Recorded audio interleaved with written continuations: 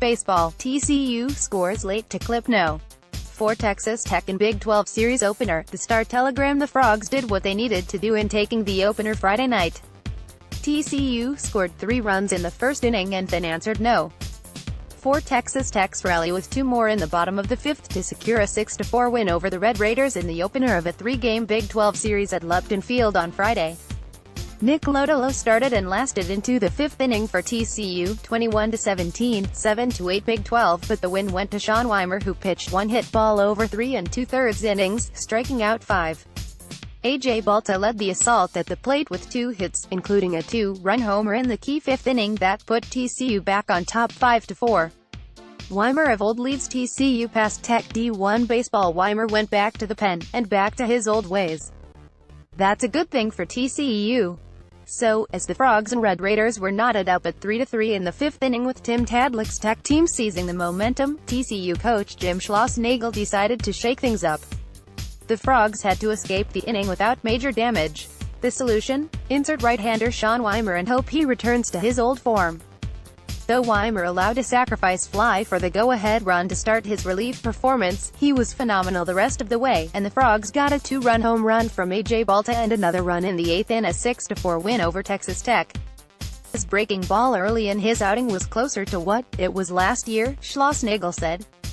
It didn't get there late, but I thought the life on his pitches was a lot better for the most part.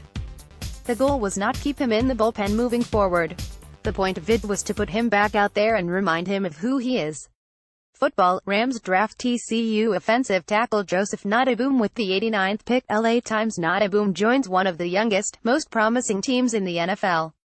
The 6'5", 306-pound Noteboom said he was excited about joining the Rams and playing for Coach Sean McVay. It's fantastic just knowing all the pieces they've added, what a great young team it is, Noteboom said during a teleconference.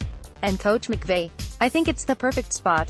Noteboom is expected to learn at the elbow of veteran left tackle Andrew Whitworth, a Pro Bowl selection last season at age 35. I know a lot about Whitworth, watched a lot of him.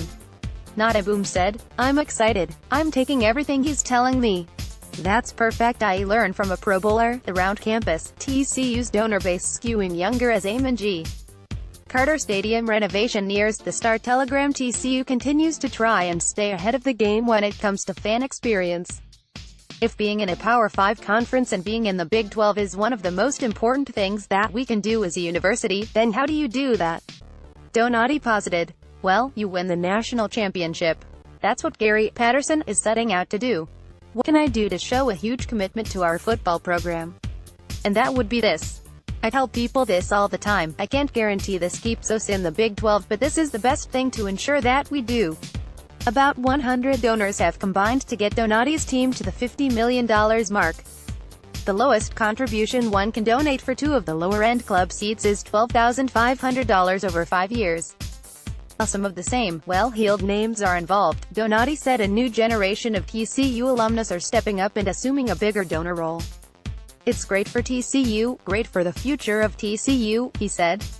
If you're a TCU alumnus, you've got to be pretty excited about that.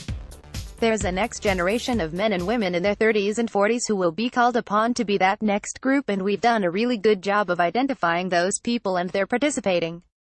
They're making 6- and 7-figure commitments. That is really going to push this thing forward.